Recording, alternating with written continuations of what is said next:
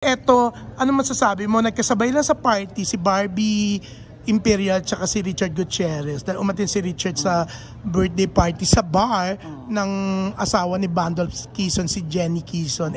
Chinismis na sila kasi nagbubulungan daw, nag-uusap. Hindi ba maingay sa bar?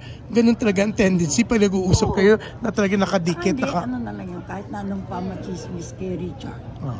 Siyempre, lahat ng tao, lahat nakatingin sa kanya ngayon dahil alam na hiwalay sila ni Sarah. Hiwalay ba talaga? Hindi nga, kung ano ba, hiwalay.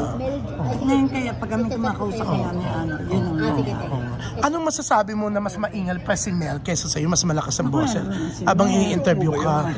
Oo.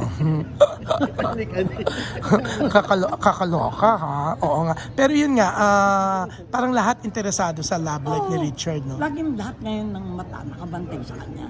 Kaya hindi mo maano na may lumapit kang na babae sa kanya, may kausapin lang sa may ano, ililink na agad yun sa kung ano. Yeah, oo nga. Lalaki naman siya, kahit anong machismis, okay yun. Talaga? Di ba ang pangit ng machismis yung laging naliling sa ibang lalaki si Sarah. At least si Richard. Ako, ikaw nagsabi niya, no? Mas maganda na kay Richard kasi si Richard lalaki naman.